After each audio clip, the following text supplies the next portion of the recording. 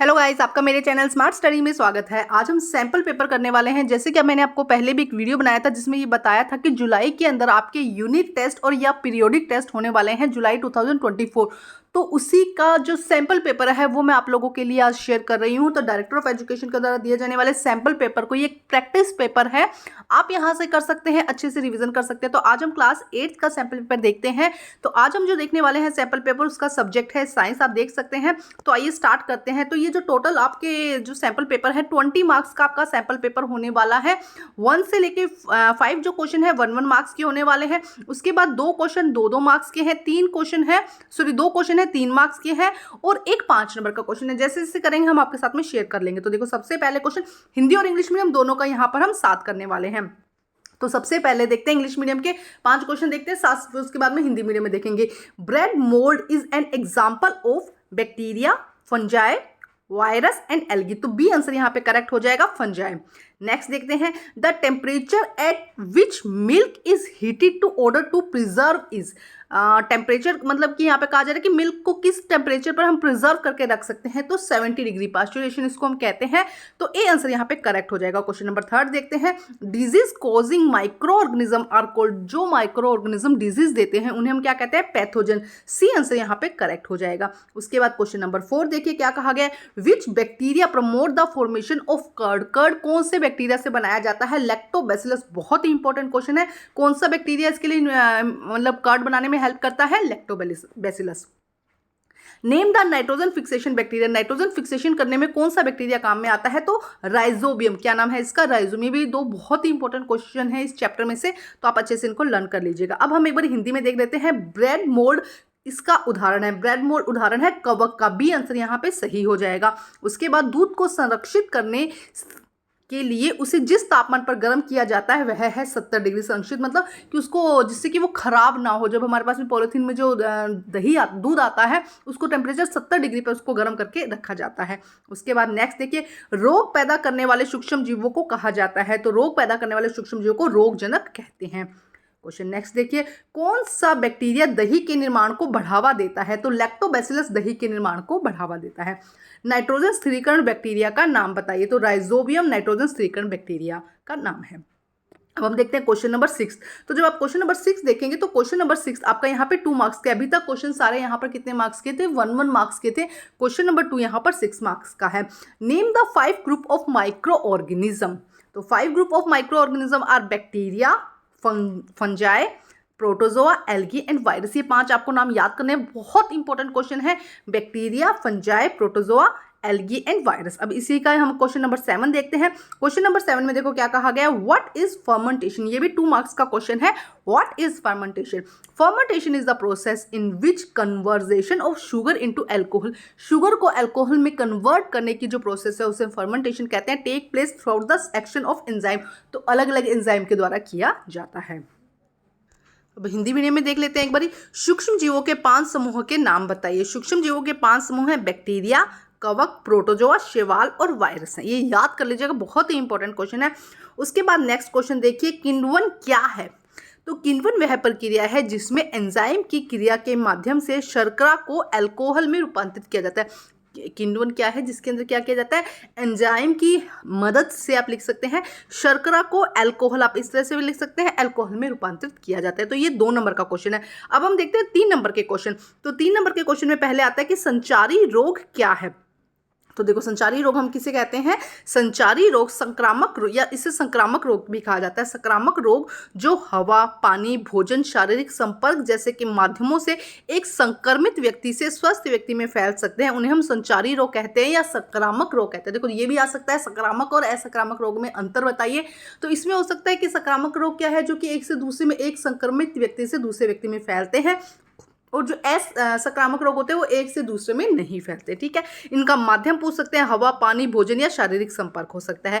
इसके उदाहरण पूछ सकते हैं। संचारिक रोगों के उदाहरण हैजा, सामान्य सर्दी, चिकन पॉक्स या तपेदिक, जिसे टीबी कहा जाता है। ये इसके एग्जाम्पल है। 3 मार्क्स का क्वेश्चन है। उसके बाद नेक्स्ट देखते हैं, परिरक्षक क्या है, इनके उदाहरण देवें। तो देखो, परिरक्षक क्या है, इनके उदाहरण हम यहाँ से देख सकते हैं। अभी देखते हैं, परिरक्षक प्राकृतिक या सिंथेटिक पदार्थ होते हैं जिनका उपयोग सूक्ष्म जीवों की वृद्धि को रोकने के लिए किया जाता है। परिरक्षक से क्या होता है कि जो जैसे अचार है, ये चीज़ें खराब नहीं होती, तो इनका उपयोग सूक्ष्म जीवों की वृद्धि के लिए को रोकने के लिए किया जाता है। सूक्ष्म जीव की वृद्धि को रोकने के लिए साधारण नमक, सिरका, तेल, चीनी आदि का घरेलू रूप में उपयोग किया जाता है। क्या कहा जा रहा है कि सूक्ष्म जीवों की वृद्धि के लिए नमक, सिरका, तेल, चीनी का घरेलू रूप में परिरक्षक के रूप में यूज किया जाता है। भोजन को खराब होने के लिए परिरक्षक महत्वपूर्ण हैं। उसके बाद देखो क्या कहा गया, सोडियम बेंजोइट और सोडियम मेटाबाइसल्फाइड सामान्य परिरक्षक है। ये क्या है, केमिकली है। अगर हमने बात करी घरेलू रूप में यूज किया जाता है तो नमक, सिरका, तेल, चीनी आएगा, और अगर केमिकली किया जाए तो सोडियम बेंजोइट और सोडियम बाइसल्फाइड। बहुत अच्छे से याद कर लीजिएगा, बहुत ही इंपॉर्टेंट है ये। जो केमिकली वाले हैं ये बहुत बार पूछे जाते हैं। तो सोडियम बेंजोइट और सोडियम बाइसल्फाइड जो है सामान्य परिरक्षक जो है, एज ए केमिकल इनको यूज किया जाता है। 3 नंबर के क्वेश्चन है ये। क्वेश्चन नंबर 8 देखते हैं एक बारी। What are the communicable disease, infectious disease that can spread from one infected person to a healthy person through the medium of like air, water, food, physical contact are known as a communicable disease. Example of communicable disease are cholera, common cold, chicken pox and the tuberculosis. ये इसके example हो जाएंगे। Question number 9 देखते हैं, हम यहाँ पे अच्छे से समझते हैं। क्वेश्चन नंबर 9 में क्या कहा गया है, यहाँ पर देखो question number 9, what are preservative, give their examples। Preservative are natural or synthetic substance that are used to prevent the growth of microorganism। जो माइक्रोऑर्गेनिज्म की ग्रोथ को क्या करते हैं, प्रिवेंट करते हैं। Common salt, vinegar, oil, sugar use as a preservative to prevent the growth of microorganism. Preservative are important to prevent food from spoiling. खराब होने से क्या करता है, फूड को बचाता है। Sodium benzoate and sodium metabisulphite are the common preservative. तो ये क्वेश्चन 3 मार्क्स का है, इनको अच्छे से आप कर लीजिएगा। अब क्वेश्चन नंबर हम देखते हैं 5 मार्क्स का। क्वेश्चन नंबर 10 देखो क्या कहा गया है, what are antibiotic, What precaution must be taken while taking antibiotic। देखो 5 नंबर का क्वेश्चन है। 5 नंबर के क्वेश्चन में आपको और मिल सकता है, तो इसके अंदर भी और है, उससे भी हम देखेंगे। लेकिन पहले हम ये क्वेश्चन देखते हैं कि what are antibiotic and what precaution must be taken while taking antibiotic. तो देखो क्या कहा गया है, antibiotic are medicine which kill और stop the growth of the micro organism in our body. हमारी बॉडी में अगर कोई माइक्रो ऑर्गेनिज्म ग्रो कर रहा है तो एंटीबायोटिक क्या करते हैं, उसको किल कर देते हैं, उसकी ग्रोथ को क्या कर देते हैं, स्टॉप कर देते हैं। These are very effective to prevent the effect of micro organism. Antibiotic are made from bacteria and fungi. किससे बनता है मोस्टली एंटीबायोटिक, या तो बैक्टीरिया से ही बनता है या फंगी से बनता है। Antibiotic are use to treat various human and animal disease as target bacteria and virus. जो ह्यूमन डिजीजेज हैं, जो बैक्टीरिया से होती है, वायरस से होती है, उसमें एंटीबायोटिक बहुत ज़्यादा यूज़ किए जाते हैं। Example of common antibiotic are streptomycin, ये भी याद करना जरूरी है। स्ट्रेप्टोमाइसिन, टेट्रासाइक्लिन एंड इरेथ्रोमाइसिन, ये 3 आपके बुक में दिए गए, इनको अच्छे से याद कर लीजिएगा। सीधा सा क्वेश्चन आ सकता है 2 नंबर का कि किन्हीं दो आपको एंटीबायोटिक्स के नाम बताने हैं, तो स्ट्रेप्टोमाइसिन, टेट्रासाइक्लिन और इरेथ्रोमाइसिन। ठीक है, उसके बाद क्या कहा कि क्या क्या प्रिकॉशंस रखनी चाहिए एंटीबायोटिक के लिए। तो देखो क्या क्या प्रिकॉशंस रखनी चाहिए, यहाँ पर देखते हैं हम। Precaution taken by while taking antibiotic, antibiotic should be taken only by the advice of qualified doctor. मतलब जब डॉक्टर बोले तभी आपको एंटीबायोटिक लेना चाहिए, ऐसा नहीं कि अपनी मर्जी से जब किसी मेडिकल स्टोर से जाकर आप ले आए, नहीं। Second, antibiotic should only be taken when needed and it acute amount, otherwise they can be harmful and become less effective in future. अगर एंटीबायोटिक का जो कोर्स होता है 3 दिन का है, तो आपको 3 दिन लेने, जितना डॉक्टर बोलता है उतना लेना ही है। कई बार क्या होता है, 1 बार लिया, 2 बार लिया, हम ठीक हो गए, उसके बाद में मेडिसिन नहीं लेते, ऐसा नहीं करना। 3 बार अगर कहा गया जितना उसका कोर्स है उतना ही लेना है, अदरवाइज क्या होता है, वो या तो हार्मफुल हो जाता है या फ्यूचर में लेस इफेक्टिव हो जाता है। हिंदी में देखते हैं एक बारी, एंटीबायोटिक क्या है, एंटीबायोटिक लेते समय क्या सावधानी बरतनी चाहिए। एंटीबायोटिक ऐसी दवाएं हैं जो हमारे शरीर में सूक्ष्मजीवी को मारती है या उनकी वृद्धि को रोकती है। ये सूक्ष्मजीवी के प्रभाव को रोकने में बहुत प्रभावी होती है। एंटीबायोटिक बैक्टीरिया और कवक से बनते हैं। किससे बनते हैं, बैक्टीरिया और कवक से। याद होना चाहिए आपको ये। एंटीबायोटिक का उपयोग विभिन्न मानव पशु रोगों के इलाज के लिए किया जाता है, क्योंकि ये बैक्टीरिया और वायरस को लक्षित करते हैं, मतलब बैक्टीरिया या वायरस से बनते हैं और उनको टारगेट करते हैं, जिससे उनको क्या होता है, बचाव हो जाता है। सामान्य एंटीबायोटिक के उदाहरण स्ट्रेप्टोमाइसिन, टेट्रासाइक्लिन, इरेथ्रोमाइसिन है। उसके बाद क्या कहा गया कि एंटीबायोटिक लेते समय किन किन बातों का ध्यान रखना चाहिए।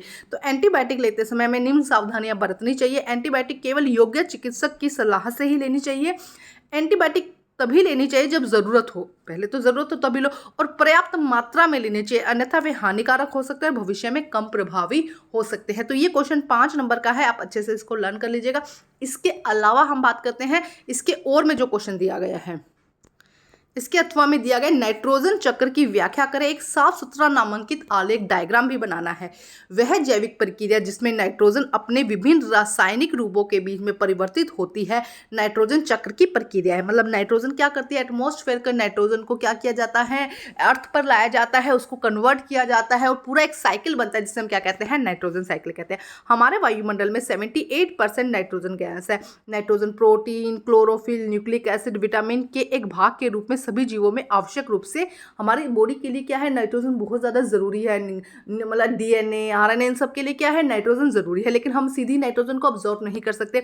वायुमंडलीय नाइट्रोजन को पौधे और जानवर सीधे नहीं लिया जा सकता। मिट्टी में मौजूद कुछ बैक्टीरिया और नीले नीले क्लोरोफाइट्स वातावरण से नाइट्रोजन को स्थिर करते हैं। तो क्या होता है कि हम तो जैसे ऑक्सीजन ले सकते हैं ना सीधा, वैसे हम नाइट्रोजन को सीधा ले नहीं सकते। तो क्या किया जाता है, कुछ बैक्टीरियाज ऐसे होते हैं जो क्या करते हैं, उस नाइट्रोजन को अब्जॉर्व कर लेते हैं।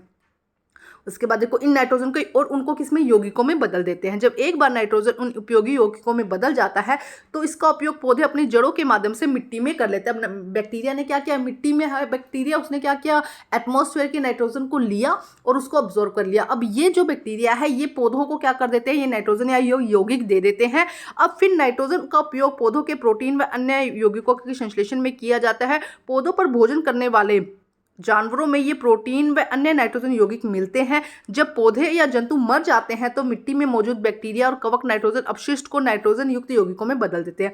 फिर से पौधे इसे इस्तेमाल कर सकते हैं। कुछ अन्य बैक्टीरिया उनमें से कुछ हिस्सों को नाइट्रोजन गैस में बदल देते हैं, वायुमंडल में वापस मिल जाते हैं। देखो हुआ क्या, एटमॉस्फेयर की नाइट्रोजन थी, देखो इस तरह से समझाते हैं।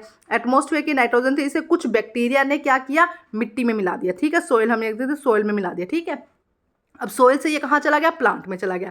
प्लांट से ये कहाँ चला जाएगा, प्लांट को कौन खाता है, एनिमल खाता है, तो एनिमल में चला जाएगा। ठीक है, अब एनिमल में चला गया। अब यहाँ से इनकी डेथ होने पर, एनिमल की डेथ होने पर, प्लांट की डेथ होने पर वापस ये सोइल में मिल जाते हैं। और कुछ बैक्टीरिया ऐसे होते हैं जो क्या करते हैं, यहाँ पे जो नाइट्रोजन है उसको हवा में, मतलब कि वायुमंडलीय नाइट्रोजन में कन्वर्ट कर देते हैं। सीधा सा है।